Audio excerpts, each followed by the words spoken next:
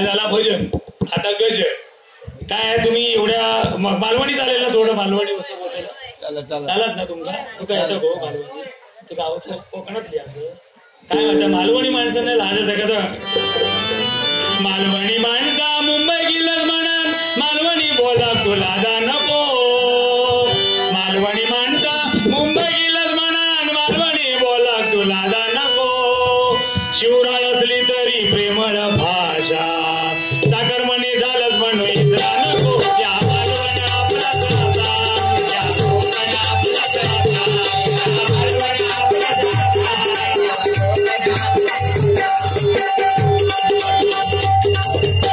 मालवणी गाणं म्हणजे कसा वेळ मिळेल बघून गाणं म्हणायचा काय माहितीये का आजचा महिना म्हणायला हरकत नाही गेल्या महिन्यात 22 तारखेला प्रभू रामचंद्रांची प्राणप्रतिष्ठा झाली बरोबर की नाही पण ती प्राणप्रतिष्ठा मनाची झाली ती बाल स्वरूपात झाली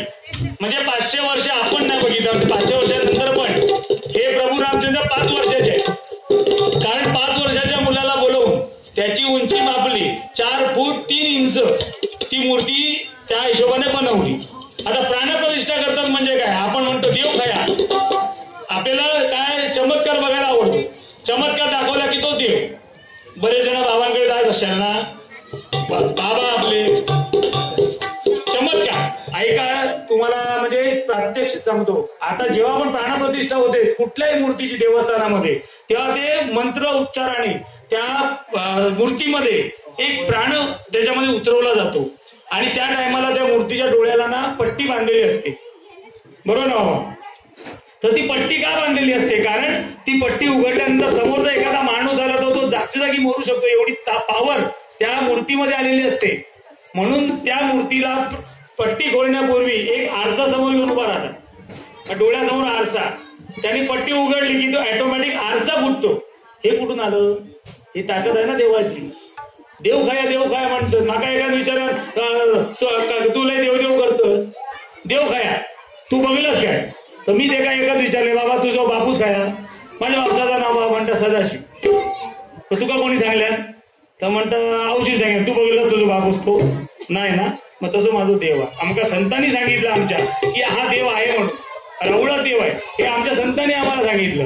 बरोबर की नाही. आता प्रभू रामचंद्राच्या आता त्या ठिकाणी जिथे आपण मंदिर बनवलं त्या ठिकाणी किती चमत्कार घडलेले आहेत तुम्ही वाचला असा युट्यूब वरती बरंच आलेलं आहे बरोबर पण रामायण म्हणजे काय रामायण म्हणजे आपल्या आयुष्यातलं संपूर्ण आपलं सार आहे म्हणजे आपलं आयुष्य संपूर्ण रामायणावर अवलंबून आहे कारण प्रभू रामचंद्रासारखा म्हणजे एक मंथरा जर एखाद्या घरात जन्माला आली तर त्या घराचा नायनाट होतो आणि एक राम जर एखाद्या घरात जन्माला आला तर त्या कुळाचा उद्धार होतो हे त्या रामायणात सांगितलेलं लक्षात घ्या. ही सुरुवात आहे. आता तुम्ही म्हणजे कसं काय, राम, लक्ष्मण, शत्रुघ्न आणि भरत हे चारी भाऊ कोण? सावत्र, बरोबर की नाही? पण त्या चारी भावाने आपल्या एकमेकांवर एवढं प्रेम केलं की आपल्या आईचा सुद्धा त्याग केला भरताने, कैकेयीचा, बरोबर की नाही? एक मिनिट. तर तो जेव्हा राम वनवासात गेले तेव्हा तो वनात राहतो, म्हणून स्वतः भरत सुद्धा वनात जाऊन राहिला. बायकोला पाठवा तिकडे, या बायकोला पाठवलं घरी कौशल्येकडे, आणि त्या आईची सेवा कर.